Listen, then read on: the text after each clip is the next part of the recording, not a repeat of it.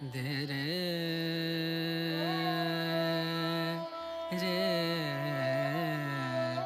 na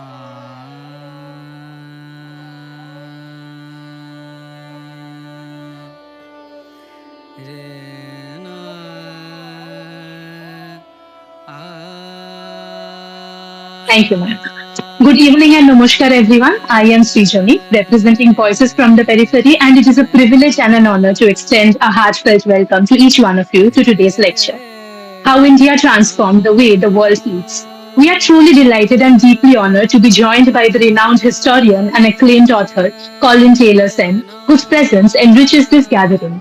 Colleen Taylor is a distinguished Canadian American historian and celebrated food writer internationally recognized for her groundbreaking work on Indian cuisine and its global influence. Born in Toronto, Canada, she holds a Ph.D. in Slavic Languages from Columbia University. Her personal and academic journey led her to explore the rich tapestry of Indian culinary traditions, an exploration that has since become a lifelong scholarly pursuit. Her most acclaimed work, Feasts and Fasts, A History of Food in India, published in 2014, stands as a landmark contribution to the study of culinary history. Through meticulous research and compelling narrative, the book traces the evolution of Indian food from ancient times to the present, engaging with themes such as religion, caste, colonialism, and trade. Widely praised for its scholarly depth and accessibility, it has earned acclaim from Vogue India, Smithsonian Magazine, and numerous academic circles.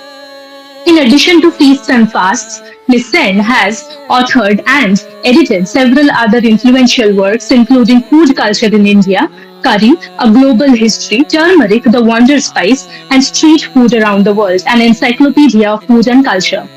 These writings underscore her remarkable ability to contextualize food within broader historical, cultural, and global frameworks. Her scholarship consistently bridges the academic and the popular, making the complexities of food history engaging and intelligible to a diverse readership. Colin Taylor Sen has shared her insights at esteemed platforms such as the Smithsonian Institution and the Oxford Symposium on Food and Cookery.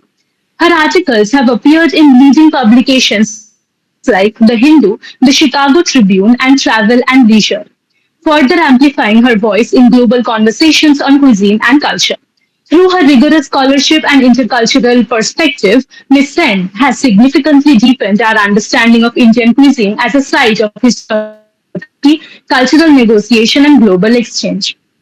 Her work continues to inspire scholars, writers, and food enthusiasts around the world. We are truly privileged to have her with us today. Let us now begin this exciting journey into the past, present, and global future of Indian food. Thank you. Oh, thank you so much. What a kind introduction. I'm very flattered, and I also want to thank Paula Parvi and the organizers of the Voices of the Periphery lecture series for inviting me, and I'm honored to join the list of distinguished speakers who have already given talks in this forum. I must apologize for the delay in giving this talk. I suddenly discovered I lost my voice, and I'm still a little bit croaky, so I may sometimes cough. Forgive me for that. So, what I want to talk about is how India transformed the way the world eats. And the reason I'm talking about this is because we hear so much in food history circles about what's called the Columbian Exchange, how all the various plants from the New World, potatoes, chilies, tomatoes, pineapples, and so on, really transformed the way India and the rest of the world eats. And it is hard to imagine Indian food without potatoes and tomatoes and chilies. But I think it's even more important to look at what went the other way and how what India eats affected the way the rest of the world eats today. And I mentioned the Columbian Exchange. This is a widespread exchange of animals, plants, and so on between the American and Afro-Eurasian hemispheres. And it's called Columbian after the voyage to the Americas by Christopher Columbus in 1492. And you can see from this map, it went all over the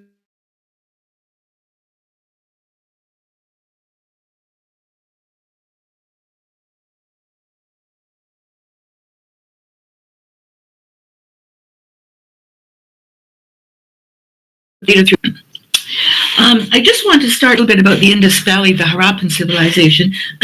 In recent years, the various archaeological discoveries and the refinement of DNA analysis have unlocked a lot of information about what plants and animals were indigenous to the Indian subcontinent, including the Indus Valley civilization. And at its height, this Bronze Age civilization stretched over 1 million square kilometers over what are today the Pakistani provinces of Baluchistan, Sindh, and Punjab, parts of Indian states of Punjab, Rajasthan, UP, Gujarat, and Haryana, and almost to the outskirts of New Delhi. It really was an amazingly large civilization. Today, much of the land is desert, but in ancient times, the land was fertile and forested, and this allowed the production of surpluses of wheat and barley and the technological competence to make the transition to an urban society. And the Indus Valley civilization, the Harappan civilization, was also a very commercial society, and its merchants traveled all over the world. They traveled to Oman, they traveled to Iraq, and even maybe as far as Egypt. We're not sure yet, but there was a lot of exchange of ingredients and things between the civilization. Now, this shows the plants that were found at the site of Farman, which is in Haryana, at the height of this civilization. And how do we know what they ate? Well, archaeologists got starch grains found in storage pots, cooking vessels, and human and cow teeth even, which allowed them to identify plant species. And you can see that these are some of the ingredients that they actually found that people were eating them. One of them is brinjal, or eggplant, as we call it in the United States. And it's an aubergine in the UK. And it's probably the most ancient and one of the most widely eaten vegetables in India today. In Sanskrit, the word name for eggplant is vartaka, and some people believe this word may even be a pre-Aryan origin. And another ancient food was the mango, which probably originated in northeastern India, and then was bred selectively to improve the taste and remove fiber. Another spice native to India was sesame,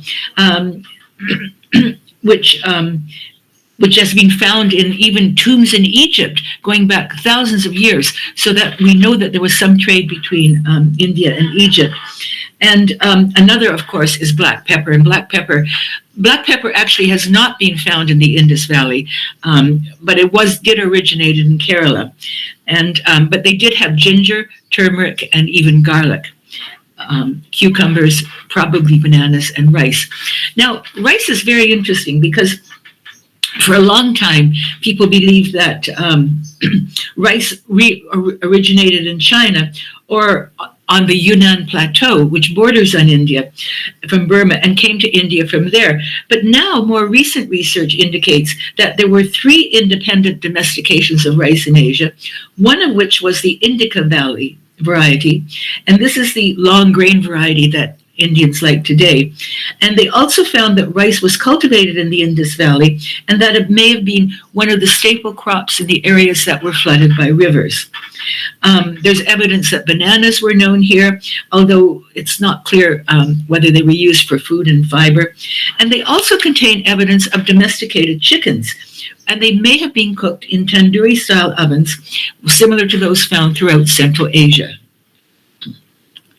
And this is a slide that shows you food words in Europe, in English and European language that originated in India, which is kind of additional proof that these plants came from there. For example, the Sanskrit word pipali gave rise to the Greek piperi and the English pepper, and other word, French poivre, German pfeffer. The word for rice in English comes from the Greek oriza, and that in turn comes from the Tamil aritsi, meaning a berry. The word sarkara in Sanskrit gave rise to English sugar, and khan, which was crystallized sugar, gave rise to candy.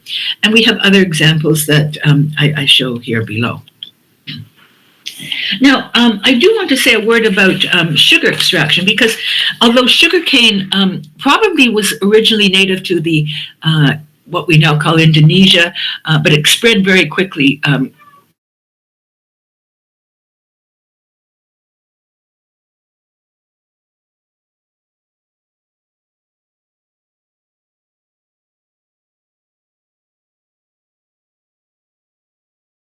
Of processing sugar to turn it into useful products.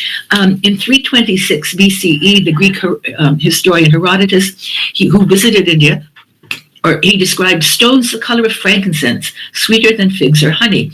And he was referring to pieces of crystallized sugar called khan. And I said, this is the origin of the English word candy. And another product was jaggery, which is kind of compressed forms of sugar. And this sugar became very common. As you know, sweets are very widespread in India, and they also started exporting it, especially to originally to Greece, because there was a lot of contact between ancient Greece and India during the time of the Mauryas. The Greeks had an ambassador at Chandragupta's court, and then of course Alexander the Great. Although he never really got into what is India, he really only was in part of what is today Pakistan. But there was trade going back and forth, and especially sugar. And sugar was originally went to Greece and to Europe as a medicine. It was very valuable and very rare. But later, the way of cultivating sugar spread to Iran, to Persia, and then the Arabs brought it across the Mediterranean, and they adopted the sugar refining techniques from India, and then large plantations and refineries were built. So sugarcane was then grown in southern Europe, and then later it was grown throughout the world, including in the New World, and I'll talk about that later, because that was the beginnings of slavery in the New World, and also led to a lot of immigration. I need to say a little bit about pepper. Pepper is very important because but there were two kinds of pepper in India. There still are. There's black pepper and there's long pepper. Now, I don't know how many of you have seen or tried long pepper. Usually, I think in Chicago, at least, we can buy long pepper in the Ayurvedic section of Indian grocery stores. And it's not used very much today. It has kind of a tangy taste. It has a slightly different taste from black pepper. And actually, what helped displace it was in part was chilies, because when chili peppers were brought to India by the Portuguese in the early 17th century, of course, as you know, chili plants are easy to grow. You can grow them anywhere, and they're cheap, whereas pepper was expensive. So that's one reason that chilies became almost a replacement for long pepper, and to some degree black pepper, although black pepper is still necessary in some dishes. The Romans were great fans of black pepper. This map shows you the trade routes between India and Rome. As you can see, it went across the sea and then through the Arabian Gulf, and there Italian merchants picked it up and took it to Italy. And the Romans spent a fortune on Indian pepper. And you may have read that they have found great caches of Roman gold coins along the west coast of India, especially in Kerala. And the historian,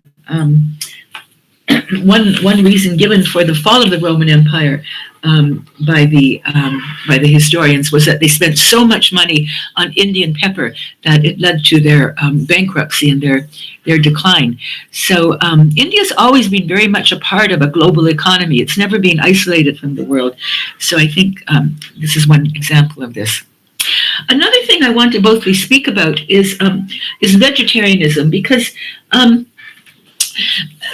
there's a lot of I think misunderstanding about this. The Upanishads, and there's no really mention of Vedas, of vegetarianism in the Vedas. Of course, in ancient India, the sacrifice of animals was a major part of the rituals. But there are some ancient texts that state that when the the ascetics, and these were people who renounced the world. They went into the forest to contemplate, to meditate, and some of them said that when these ascetics gather their food, they should not take any part of a plant unless it's already fallen, and they should only eat the meat of animals that had been already killed. And those who lived as hermits in the forest, they only ate food that was wild and uncultivated. And I think that these practices survive today in the Hindu fast called Palahar, where you don't eat anything made from wheat or rice, but you make things like little breads from water chestnut partners and things like that. Now, some of these individuals who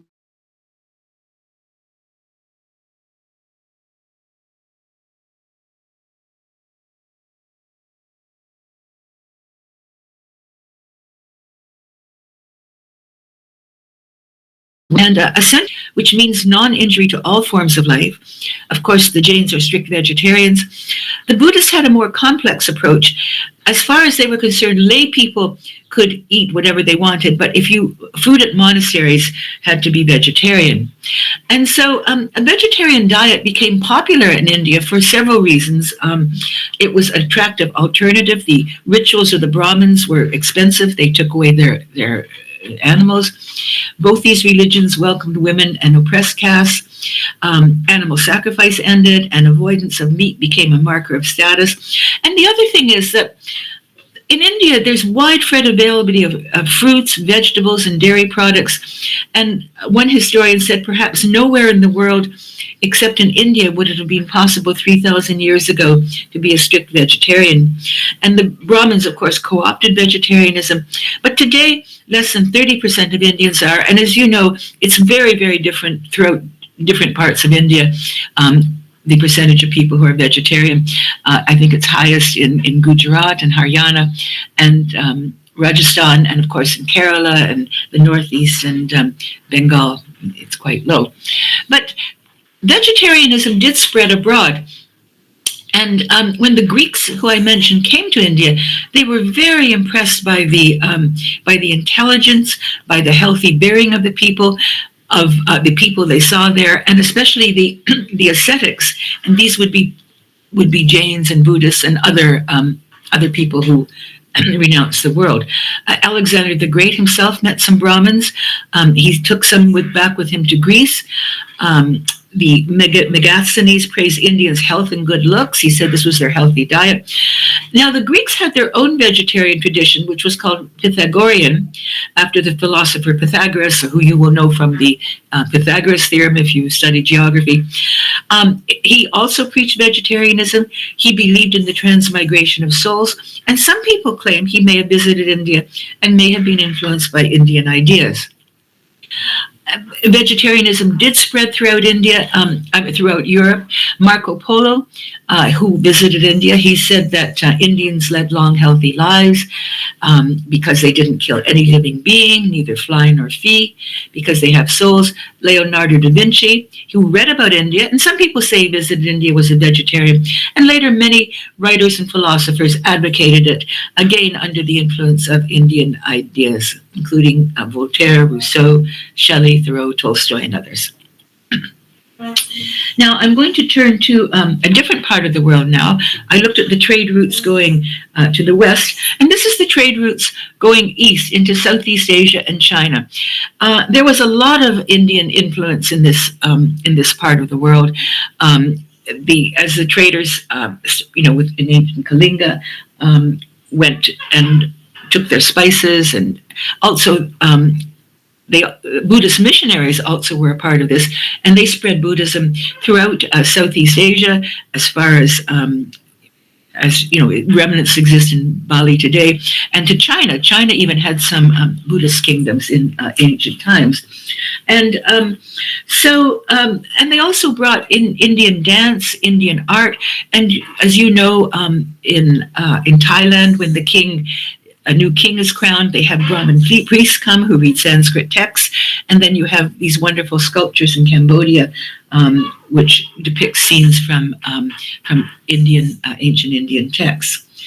And in the opposite direction, cloves. Cloves were not ancient, native to India, but cloves did come from Indonesia, and we're now are a part of northern Indian cuisine.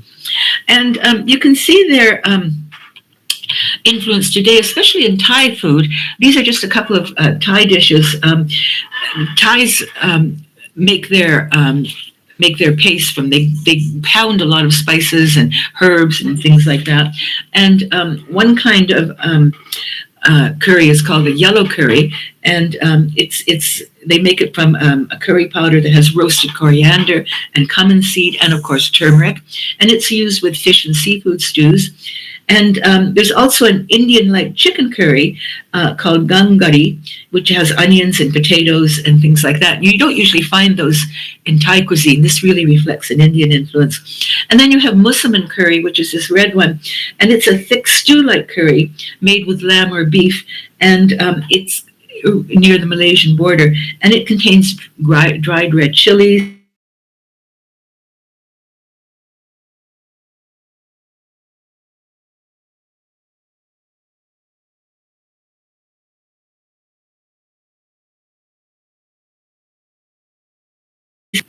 just a second.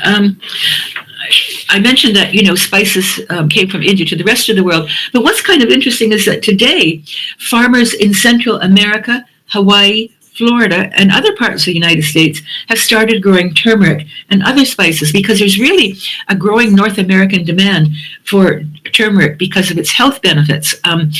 As was mentioned, I wrote a book called Turmeric, the Wonder Spice, that goes through some of the benefits. And a lot of my friends take turmeric every morning. There's a real cult of it.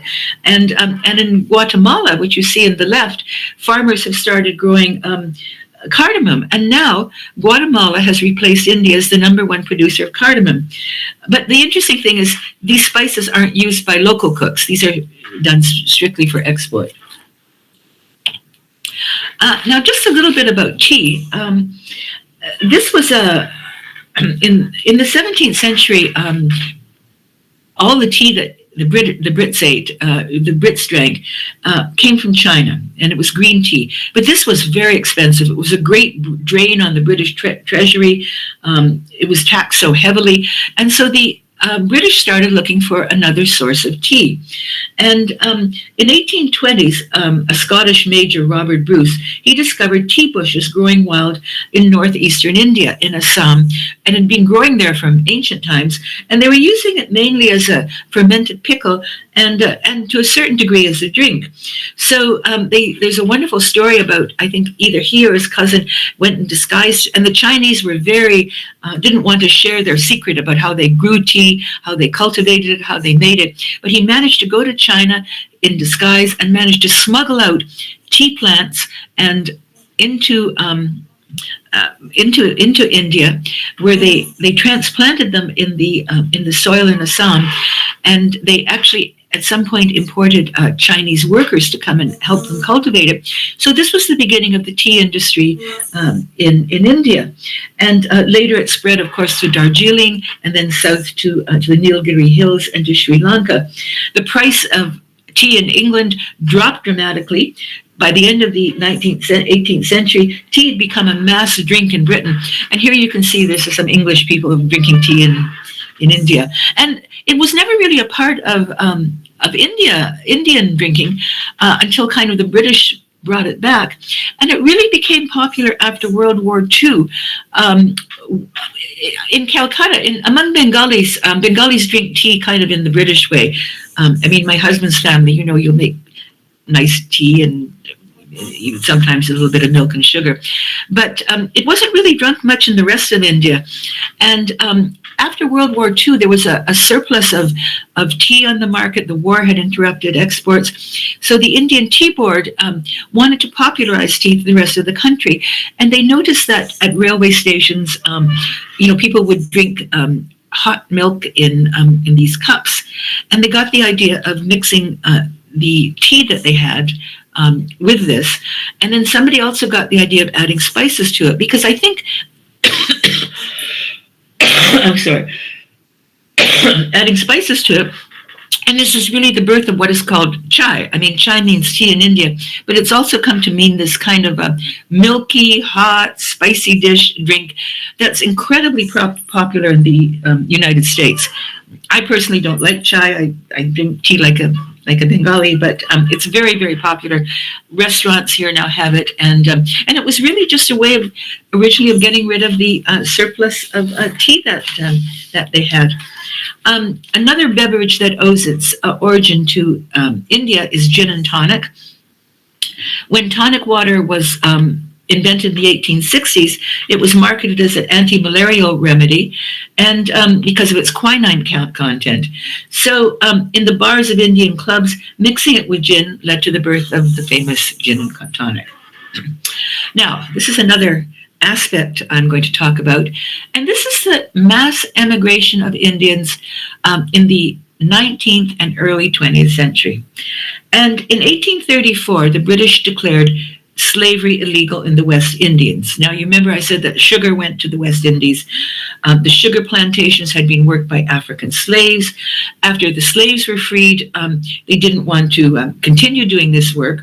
So the East India Company came, and the plantation owners in the Caribbean were very well connected.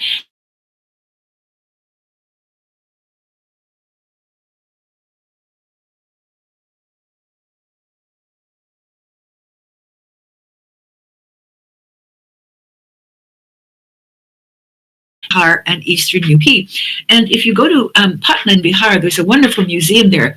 I think one of the nicest, best museums in India. And they have a whole room dedicated to these immigrants who went from Bihar to Trinidad, to Guyana, and to Jamaica. And I found that very, very moving somehow.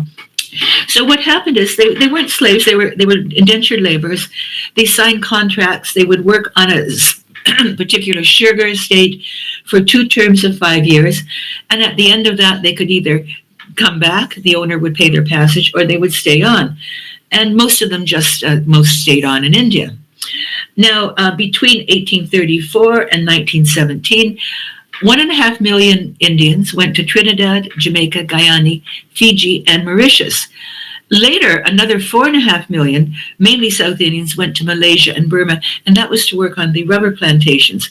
Hundreds of thousands went to Africa as workers, and later more middle class went as teachers, merchants, and attorneys. And of course, Mahatma Gandhi went originally to South Africa as an attorney. And so today, so what they did is they took their food with them, of course. Now, in the process, they kind of created their own hybrid cuisines. So in Trinidad and Tobago, where about 40% of the people are of Indian origin, the novelist V.P. Naipaul, born in Trinidad, wrote that in Trinidad, these Indians managed to create an eastern Uttar Pradesh village as if it were in the vastness of India. So they recreated their life as best as they could. They imported some spices, but they had a few of their own spices too.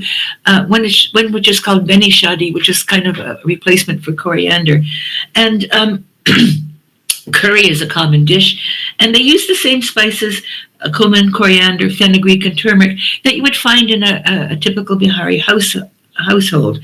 And one of the most popular dishes in Trinidad is a dish called roti. And what it is, it doesn't just mean a bread, it's a street food. It's been called the country's national dish, and it's a big round wheat bread.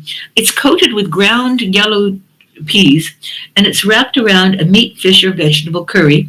You put it in wax paper or foil, and then you eat it on the street. And another popular dish is called doubles. And this is 2 pieces of fried roti flavored with turmeric. It's filled with curried chickpeas and topped with spices and chili sauce. And it's very much like the snack chole bhature. And this is a little map showing curry around the world. I wrote a book on curry. I won't go into details now, but you can see that how the British kind of took this all over the place, to the West Indies, to North America, to Australia, and of course to Britain. Now, I'm going to talk about a couple of other odd curry dishes. One is this dish called bunny chow, and this has been called again the national dish of South Africa. And as I mentioned, there's a large population of South Indian origin in South Africa today, and they enjoy curries. And what bunny chow is, it's a meat curry served in a hollowed out loaf of Western style bread. And one explanation of this name is that it came from the word banya, meaning a trader or a merchant. And these people opened small restaurants, but during apartheid, black people couldn't enter them.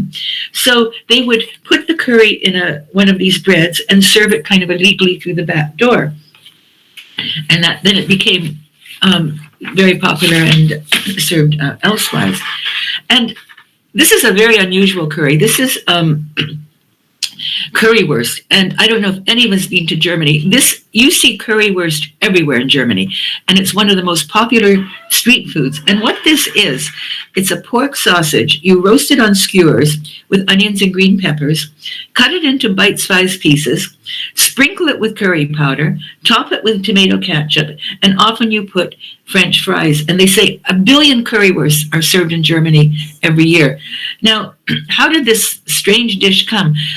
Well, there's a big debate about it. There's been movies made about the origin of it and things like that. But one story is that during World War II, there was a British soldier in Berlin, and he went to a restaurant and asked for a curry. And of course, they didn't know what a curry was. So the woman there named Frau Hoyer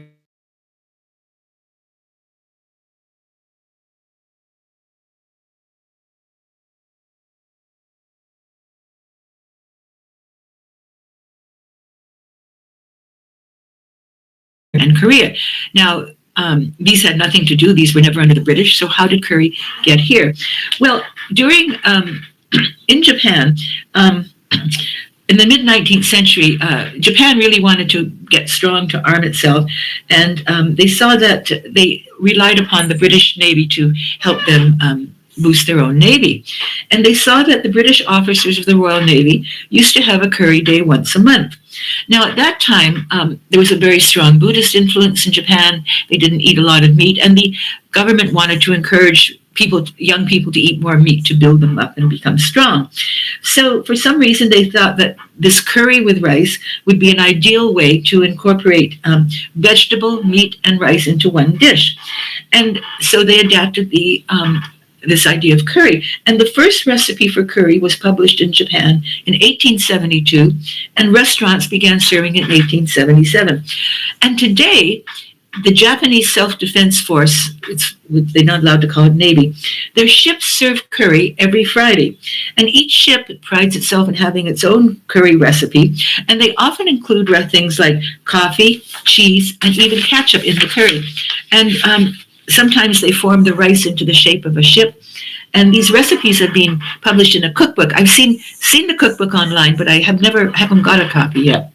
So then, how did Korea get curry? And I didn't even know there was this. And I was in a Korean grocery store, and I bought this curry. Oh, I should add that in Japan, curry is very popular among school children for lunch. And they make it from these ready-made mixes.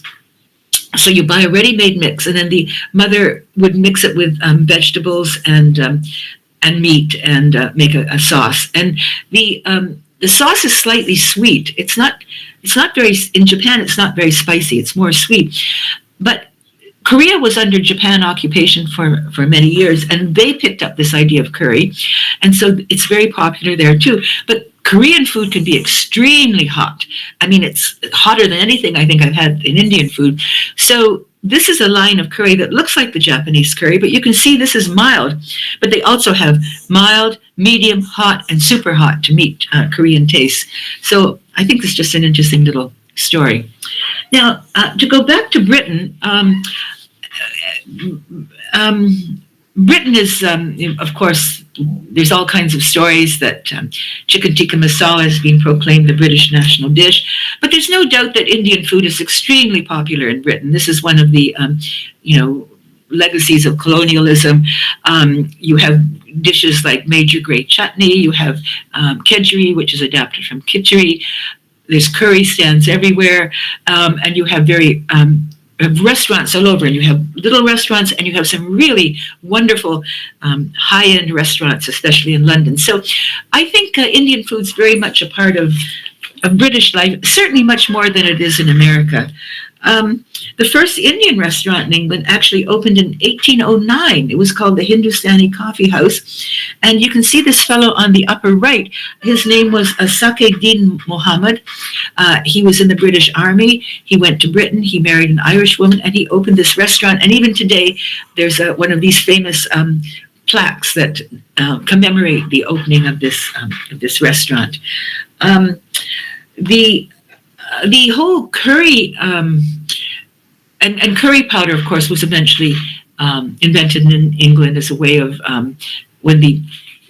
people came back from India. They wanted curry, but they didn't have servants, so people started making ready-made curry powders that people could use instead of grinding the spices into a masala.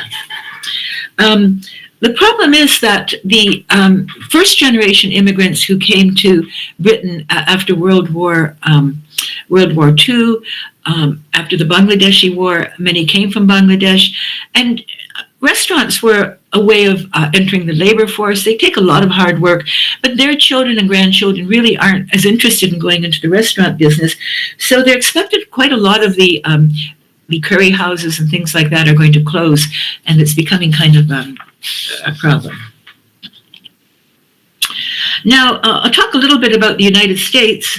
In 1965, immigration to the United States was really, for people from South Asia, was very, very much restricted throughout history. There were really only a handful of Indians in New York, mainly students in New York on the West Coast in the early 20th century.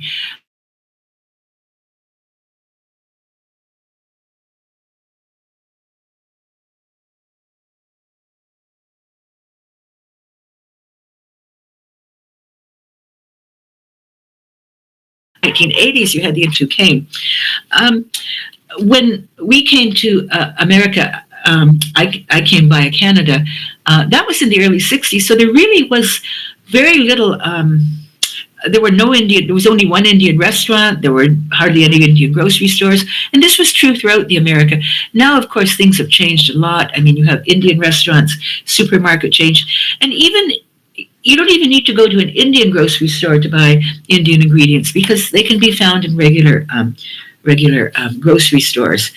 In the 1960s, 1970s, even 1980s, the Indian restaurant served pretty much two things. There were two kinds. There was the what's called, Punjabi Mughlai, Tandoori Mughlai cuisine. You had buttered chicken, which is still very popular. You had biryanis and dishes like that. But it was this very generic North Indian cuisine. Or you had South Indian vegetarian restaurants.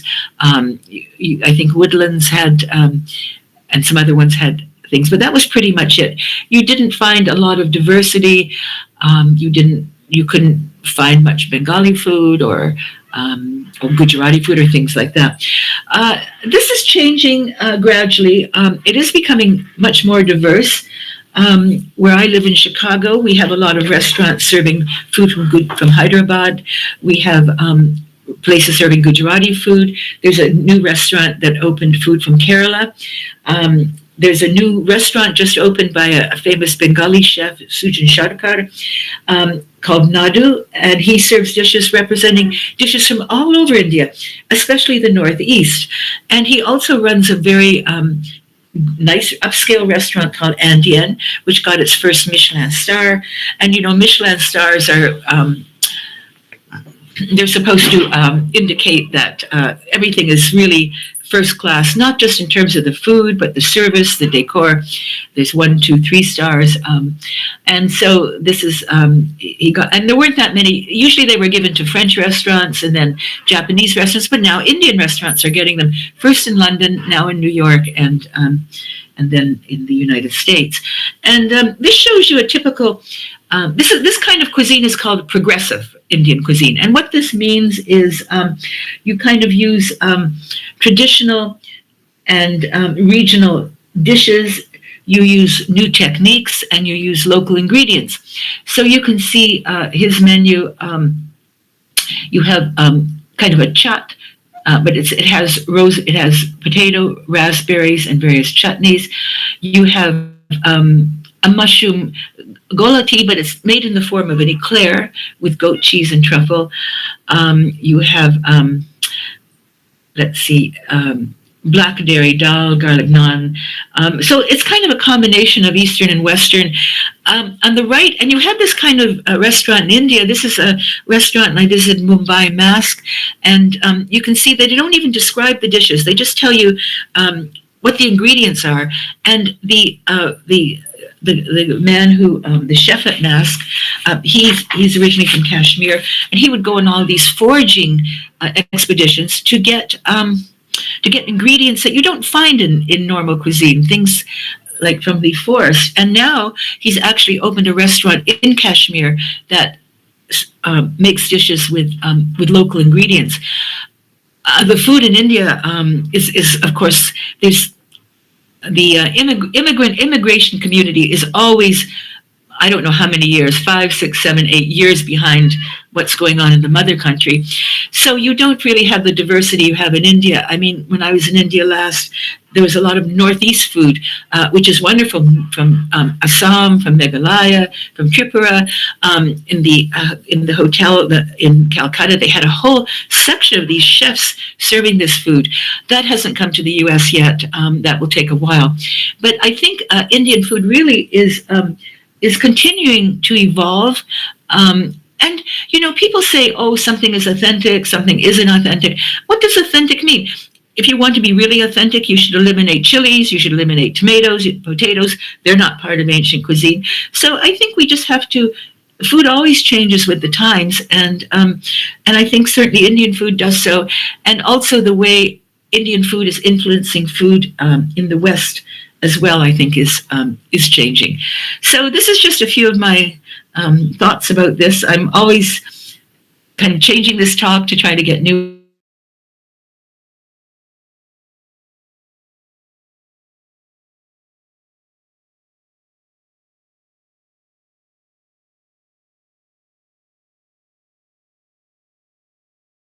As well, India, and they've been translated into Chinese, Korean, Japanese, and Arabic, which is always fun to see your books in these strange languages.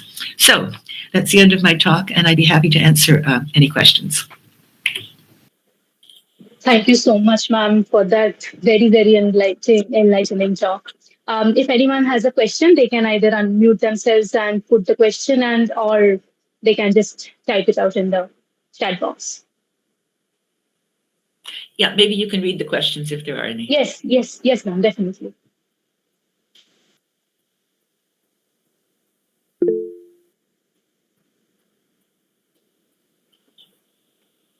Yes, you can go ahead. Srimanti, you can go ahead. Good evening, ma'am. This is Shrimanti. So I had one question. When we are talking about authenticity of food, Mughal food is very common all around the world today. And a very common conception that comes with Mughal food is authentic Mughal food.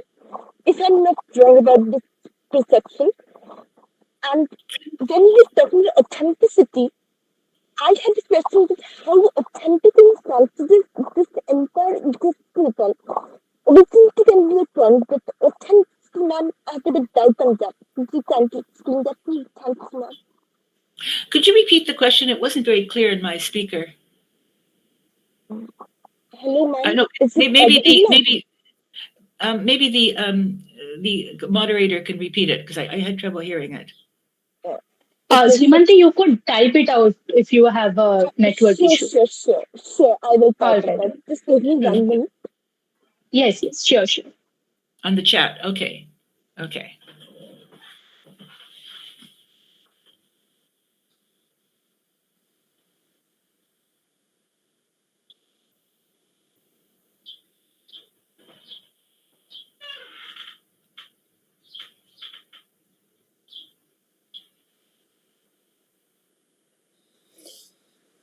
Srijani, you can take other question that on that time also.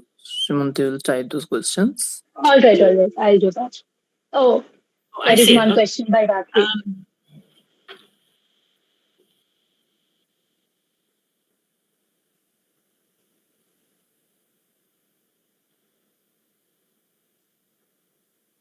well, I don't know. This question gets into theory, and I'm not a theorist, so I really can't answer it. I'm not an academic historian, so yeah, this is not something I can address. But it's a good question. I think other people could answer it better than I. Ma'am, we have a question coming in from YouTube. Could I read it out? Yes, go ahead. Does the narrative adequately interrogate the internal culinary hierarchies and exclusions within India itself, such as caste based food restrictions, regional erasers, or gendered labor in kitchens, before claiming that India has transformed global food culture? I get into it some ways, but this is not really the type of thing I get into. I am not a theorist. I'm not an academic. I don't write academic texts. And these are the sort of questions that academics address.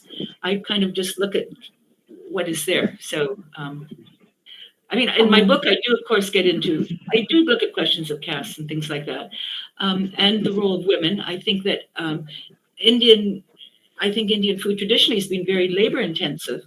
I think that it's partly you almost need a joint family if you're going to do a lot of these dishes. I mean, we try to simplify Indian cuisine when we cook it because it does take a long time to prepare. So I think these do have an influence on the cuisine, certainly. Ma'am, we have another question in the chat box by Rima. What is the methodology? I just look really at the literature. I'm not an anthropologist or an archaeologist, so I read what other people have written about it. Oh, this question about Mughal food. Oh, I'm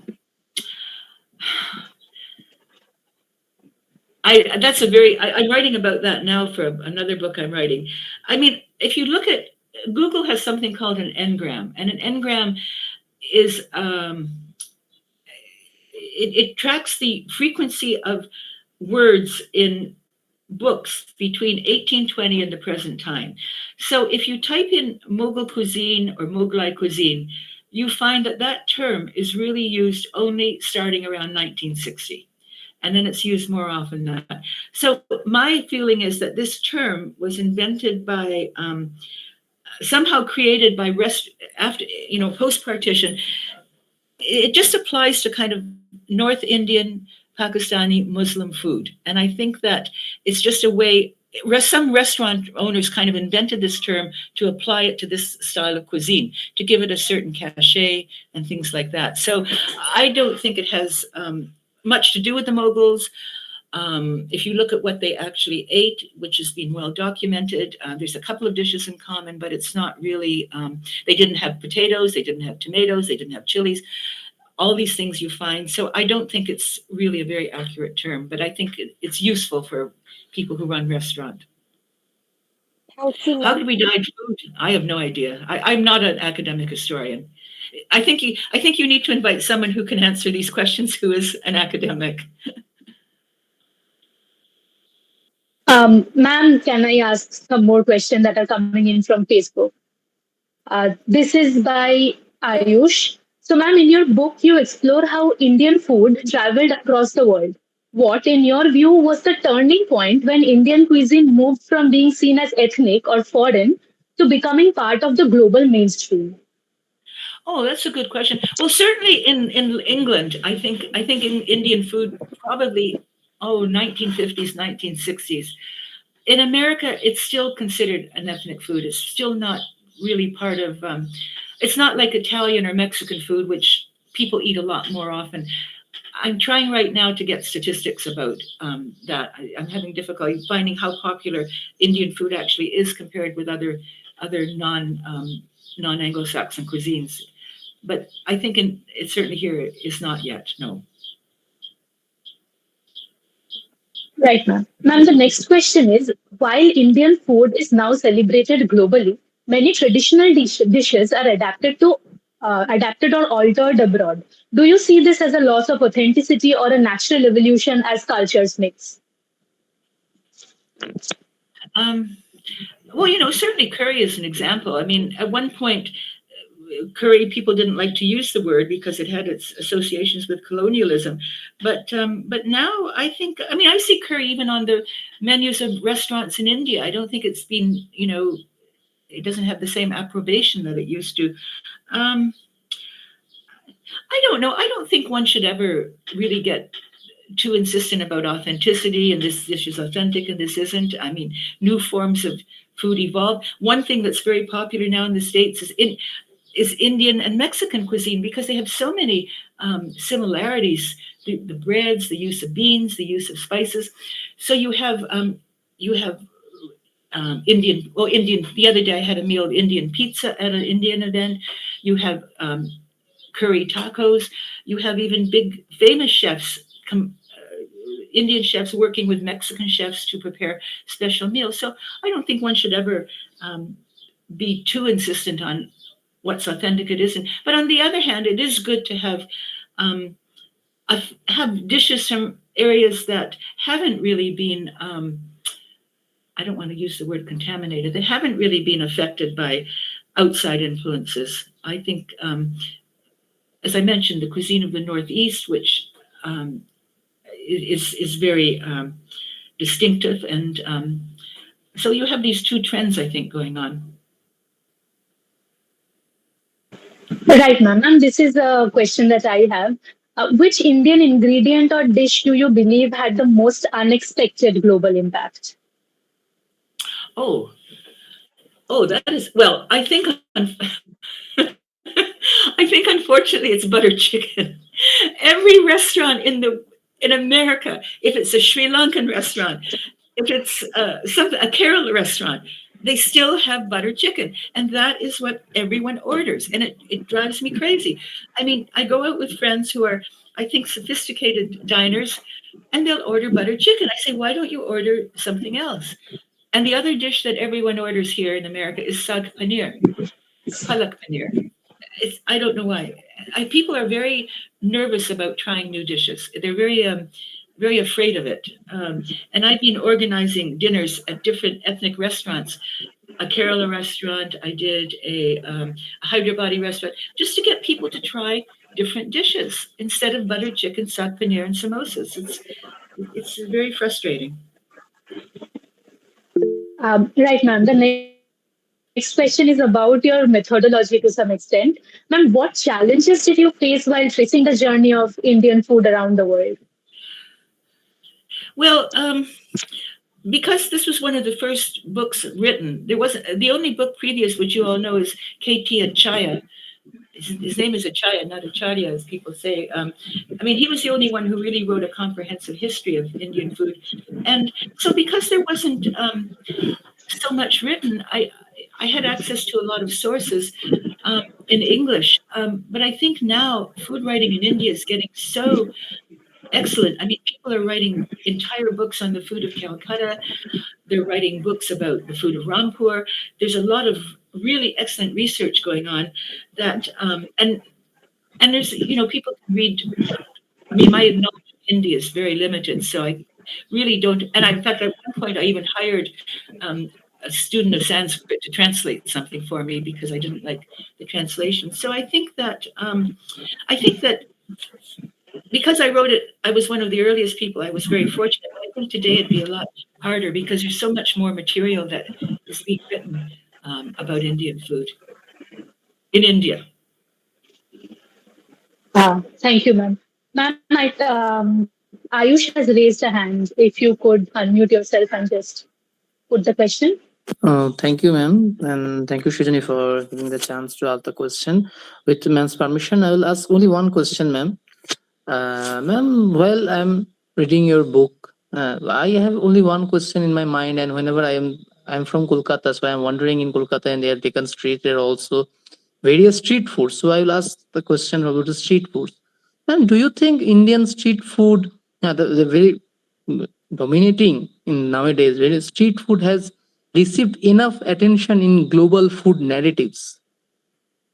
Oh, Indian street food is incredible. No, I think Indian street food is becoming very popular here. I mentioned buttered chicken things, but restaurants now, from the lowest to the highest, all serve. Oh, all kinds of, like last night we went to a restaurant and they had a little appetizer of golgappa. That was the first thing they served. They have there's a restaurant in North Carolina that won a James Beard Award, which is the biggest award in U.S. And I was watching, all it serves is street food. It has bhel puri, it has all these things. It's extremely popular here. And I think, I should have mentioned that. Yes, street food, I think everyone loves all throughout the world. And most American restaurants now, or if you go to a wedding reception now, an Indian wedding reception, they'll have a street food kind of stand where they serve it. And in a couple of weeks, I've organized an event, and we're going to have a street food festival. And we've got different restaurants donating all kinds of different street food. So I think street food is really popular, and you know, that's a very good point. That everyone loves it, and it's really one of the glories of Indian food. I think is street food. Thank you, ma'am. Thank you. Ma'am, there is one question in the chat box by Rima. Well, you know, how I got into food writing, it wasn't really my specialty. So there was a while I had my degrees and I wasn't working. And my husband's mother was a very well-known food writer. Her name was Arati Sen. Her pen name was Shrimati. I mean, that was a long time ago, but she had at one point, I think, the second most widely read column in India. She wrote both in English and Bengali. She wrote for Dish publication. She had her own publishing house. So my husband said to me, well, you know, my mother wrote about food, and why don't you start writing about food? And nobody was writing about India. And my husband is a great food lover. I mean, he's a great cook. He likes to eat. So I started writing about Indian food in Chicago, but I tried to give a different perspective on it. Like I would write about Kerala food if I found a woman who did that kind of food, or I'd write about food in the temples. I used to write for a magazine about vegetarian cuisine. So I was kind of writing about Indian food at a time nobody was really writing about it, except Madhur Jaffrey, who did cookbooks. So it was really kind of my husband, my mother-in-law, late mother-in-law, that got into it. So that's kind of my connection to it. And then in anything in life, if you're planning your career, it's always good to be specialized and get to be one of the first people who does something. And if you can do that, then it was easy to get book contracts. People said, oh, you write about Indian food, will you write this book? So it was just kind of luck and good timing. But I do owe it to my late Bengali mother-in-law. So. Ma'am, we'll take one last question. This one is by Yoginodita. Have you noticed any misconceptions about Indian food that persist internationally? Oh, of course. Everybody thinks Indian food is hot. I mean, people are so afraid of it. They say it's going to burn my mouth. And it certainly isn't. I mean, it can be, but Chinese Sichuan food could be hot, Thai food, but everybody has this notion that if they eat Indian food, it's going to burn their tongue. And it's really, it's very annoying. And I think that and most restaurants actually that serve non-Indians, the food is really bland. So I don't think that's an issue. Right, ma'am. Thank you. That was very, very, very enlightening and very accessible also. I would like to now conclude this lecture. Does anyone have any concluding questions to ask? If so, we can probably take one more. These are very good questions. Usually when I give talks, I don't get so many questions. Are these people in food studies? I mean, are they studying food? Ma'am, I think they're just very curious. We love food. Most of us, we just love food a lot. And hearing you talk about it. In my honors days, sorry ma'am, I'm just interrupting. In my honors days, I worked on the Mughal food culture. Then my professor Shantanu, they suggest me your book Feast and Fast, and I read your book, and from that I get some kind of interest about food and food culture. So that's the thing on my part. Oh, good. No, I think there's so much interest in food in India, and not just writing recipes, but studying the origins of things, and it's just very, very exciting. Yes, ma'am.